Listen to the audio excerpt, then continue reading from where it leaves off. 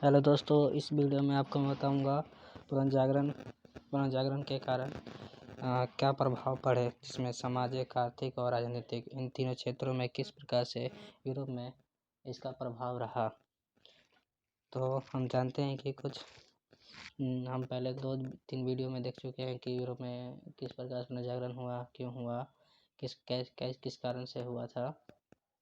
इसके बाद हमने देखा कि उसमें पुनर्जागरण के उत्थान के किन कारणों की वजह से और पूर्व की ओर फैले हुए थे। और उसके बाद हमने देखा कि इटली ही क्यों था जो पुनर्जागरण का कारण बना। और इस वीडियो में हम जानेंगे पुनर्जागरण के प्रभाव।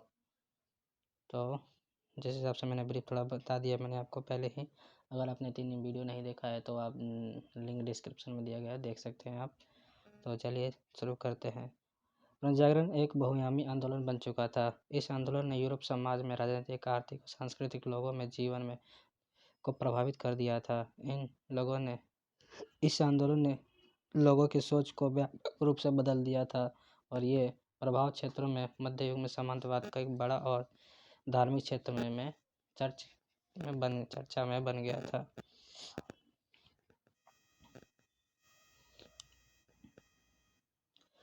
इसमें हम पहला जो बात करेंगे वो है सामाजिक क्षेत्र में। सामाजिक क्षेत्र में कुछ ज़्यादा उतना नहीं थे, पर फिर भी पहले से ठीक थे। पहला पॉइंट है निरीक्षण की भावना की विकास। ये आंदोलन बड़ी उपलब्धि, समाज तर्क और निरीक्षण की भावना से उदय थी। जब सामंतवादी ढांचे और चर्च का स्थापित परंपराओं को विवेक और तर्क के आधार पर चुनौती दी जा रही थी, इसमें साहित्य, कला, संगीत और शिक्षा का प्रसार के लोगों के आत्मविश्वास में वृद्धि और व्यक्तिगत की स्वतंत्रता को बढ़ावा विचार और बल देने लग गया था। और नेक्स्ट पॉइंट जो मानवतावाद की भावना में विकास। इस युग में अधिकांश बुद्धिजीवी और मनुष्य जीवी के वर्तमान में एक ऐसे मनुष्य के जीवन को कल्याण के बाद की जो अधिकतर विचारों ने अनुसूचित धार्मिक बंधनों की खुलकर आलोचना की और व्यक्ति की स्वतंत्रता के लिए समर्थन किया। पैट्रिक और जैसे दांतों ने जैसे दो है ना, मानवतावाद में काफ़ी ज़्यादा बल दिया था। तीसरा पॉइंट तो इसमें महिलाओं के जीवन स्तर में सुधार हुआ। समाजवादी ढांचे में के महिलाओं के ज़्यादा महत्व नहीं दिया जाता था। महिलाओं को सम्मानपूर्वक तथा स्थान प्राप्त नहीं था। पुरुषों के मुकाबले अत्यंत कमजोर थे। शिक्षा का प्रसार न होने के कारण महिलाओं में शिक्षा के लिए आंदोलन और तुलनात्मक दृष्टि काफ़ी सुधार हुआ। प्रत्येक क्षेत्र में रुचि लेने के लिए प्रधान रूप साझा और शिक्षा का हुआ। नारी संग्रहण के लिए महत्वपूर्ण दिया जाने लग गया था और इनका सम्मान किया जाने लग गया था। इसके साथ ही हम शिष्टाचार एवं आचरण नियम पुनर्जागरण के लिए देखते हैं। फलस्वरूप शिष्टाचार एवं आचरण के नियमों के व्यापक बदलाव लाया और इनमें रहन सहन सब बदल दिए थे। खान पान के जैसे कुर्सी, धूरी, कांटे, चमचे, भोजन में स्वाद बढ़ाने के लिए विदेशी गर्म मसाले का बढ़ावा प्रयोग करने लग गया था। यूनानियों ने रोमन साम्राज्य के लेकर तौर तरीके का सुधार किया। तन्मयता के शिष्टाचार कौशल और विकास के रूप में तरीकों के समाज में निर्माण बदलाव के देखे जाने का माना जाता है।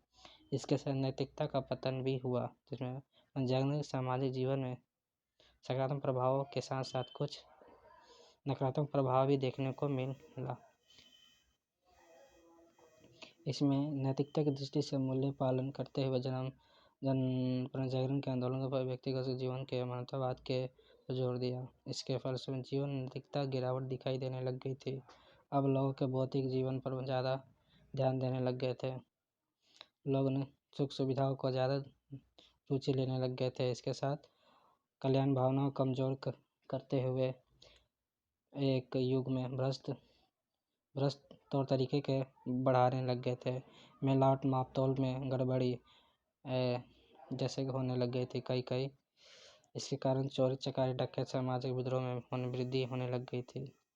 इस पर पुनर्जागरण के आंदोलन में कुछ देर तक बुरे प्रभाव का दौर भी माना जाता है। इसके साथ हम आर्थिक देखते हैं तो पुनर्जागरण में आर्थिक प्रभाव पुनर्जागरण के लिए फलस्वरूप यूरोप आर्थिक जीवन में कई हुए थे, क्योंकि इस समय पुनर्जागरण के फलस्वरूप में कई सारे व्यापारियों ने आंदोलनकारियों को समर्थन देने लग गए थे, जिसमें उनकी आर्थिक सुविधा के लिए बहुत अच्छा रहा और पुनर्जागरण में और तेज़ी से वृद्धि होने लग गई थी।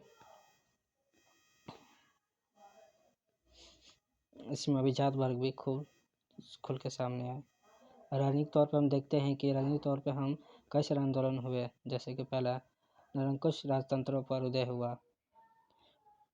पुनर्जागरण के आंदोलन प्राचीन सभ्यताओं ने रोमन साम्राज्य को प्रदेश कर दिया था और काफ़ी प्रेरित करने के बाद इसमें द इटली का महान राजनीतिक मैकियावेली की रचना द प्रिंस प्रेरित हुआ, जो राज्य में अपना शक्ति बनाए रखने के लिए प्रारंभ होती है। उन्होंने पोप, चर्च और राजनीतिक हस्तक्षेप से स्वीकार करने वाली शुरू कर दी थी। इसका धर्म राजनीतिक क्षेत्र में अलग अलग क्षेत्रों में यूरोपीय शासकों के साथ विचार के फलस्वरूप इंग्लैंड, एशिया जैसे ऑस्ट्रिया के रूप में निरंकुश राजतंत्र देशों का उदय हुआ। इसका नेक्स्ट पॉइंट साम्यवाद पर चोट। पुनर्जागरण आंदोलन के फलस्वरूप निरंकुश राजतंत्रों के उदय में हुआ। इन शक्तियों का साम्राज्य में साम्यवादियों का अधिकार कटौती दी जाने लग गई थी, क्योंकि यह राज्य साम्यवादों पर निर्भर नहीं रह सकता था। उच्च पदों पर प्रतियोगिता निरंकुश और निष्ठा कर जाती थी। कुल मिला के यह है कि तानाशाही का अंत हो गया था। समाज कल्याण पर जोर दिया जाने लग गया था। पुनरुत्थान पे पुनर्जागरण के बाद मानवतावाद, व्यक्तिवाद, तर्कवाद, धर्मनिरपेक्ष विषयों पर प्रारंभ होने लग गया था चर्चा। इसका व्यापक और वाणिज्य पे भी फलस्वरूप आर्थिक मजबूती हो गई थी। ये लाभ अपने नागरिकों के लिए दिया जाने लग गया था। उपनिवेशवाद। निरंकुश राजतंत्रों के उदय होने के कई खोजे उदाहरण मिले। लोग अन्य क्षेत्रों में संपर्क में आए। इन लोगों ने संपर्क में लगातार वृद्धि होने लग गई थी। प्रारंभ में वाणिज्य के कारण सीमित थी, परंतु आगे चलकर संपर्क उपनिवेशवाद में उदय के रूप में कारण बन गया था। यूरोप में नए एशिया, अफ्रीका जैसे आदि महाद्वीपों में अपने अपने निवेश प्रारंभ करने लग गए थे। धार्मिक क्षेत्रों में देखा जाए तो हम धार्मिक क्षेत्रों का प्रभाव काफ़ी उच्च रहा। इस समय इस विचारधाराओं का आंदोलन के रूप में धार्मिक जीवन पर गहरी छाप छोड़ थी। धर्म सुधार आंदोलन की प्रेरणा के स्रोत पुनर्जागरण बहुआयामी वैचारिक आंदोलन ही था। ये मतभेदों का था, विचारों का था, तर्कों का था। ये सुधारवी आंदोलन कैथोलिक चर्च की असीमित शक्तियाँ और चर्च पर व्यापित बुराइयों पर खिलाफ प्रतिक्रिया थी। चर्च यूरोप में इन दिनों जीवन में प्रत्येक क्षेत्र में अनावश्यकता हस्तक्षेप कर रहा था। लोगों में चर्च का अत्याचारों का त्रस्त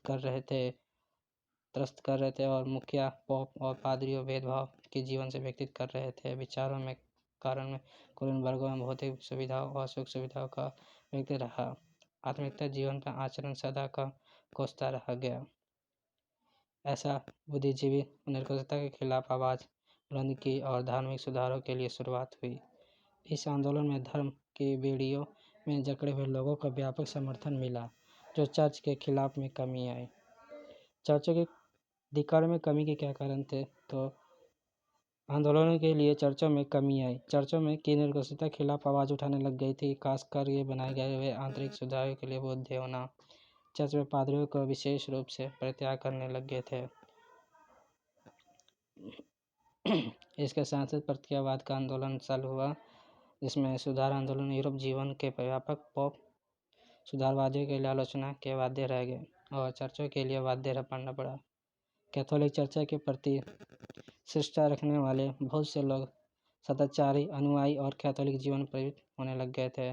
एक ऐसा व्यापक प्रतिक्रिया पर सुधार की शुरुआत हुई, जो क्योंकि ये सुधारवादी आंदोलन के खिलाफ एक प्रक्रिया के रूप में हुआ था, इसलिए प्रत्येकवादी का आंदोलन के नाम से जाना जाने लग गया था। इसके साथ हम सांस्कृतिक के प्रभाव देखें तो पुनर्जागरण के आंदोलन की शुरुआत में इटली की हुई थी और इसके कारण ही सांस्कृतिक क्षेत्रों में इसकी उत्पन्न हुई। साहित्य, कला, सांस्कृतिक अन्य क्षेत्रों में नए उपयोग होने लगे थे। ये कृतियाँ आगमन हुई और बुद्धिजीवियों में एक लहर, ऊर्जा का लहर पहुंची थी और यूरोप में अंत में सांस्कृतिक के रूप में पुनर्जागरण आंदोलन के व्यापक रूप में फलजित रूप में जाने लग गया था। इसके साथ ही साहित्य प्रगति में हुई साहित्यिक प्रगति के इटली, फ्लोरेंस, वेनिस जैसे शहरों में होना चालू कर दिया था।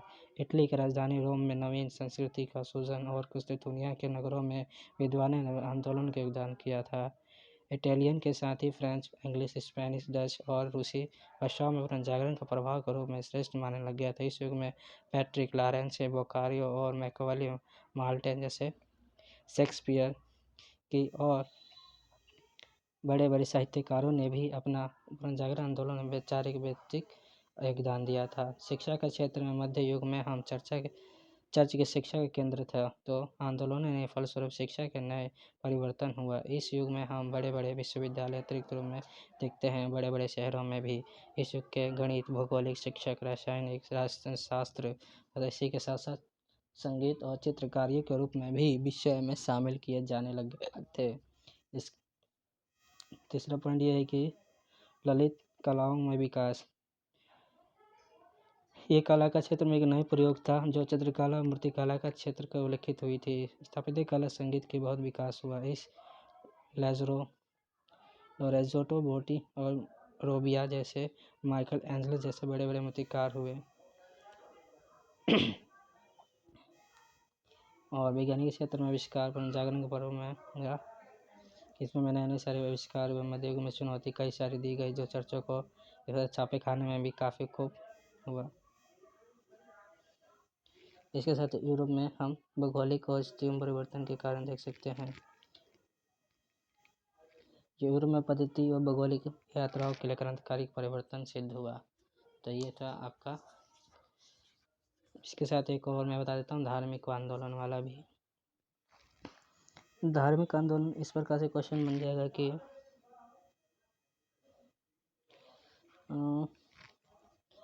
धार्मिक सुधार आंदोलन में के विकास के किन किन कारणों से हम जान सकते हैं कि यूरोप में पुनर्जागरण का कारण थे।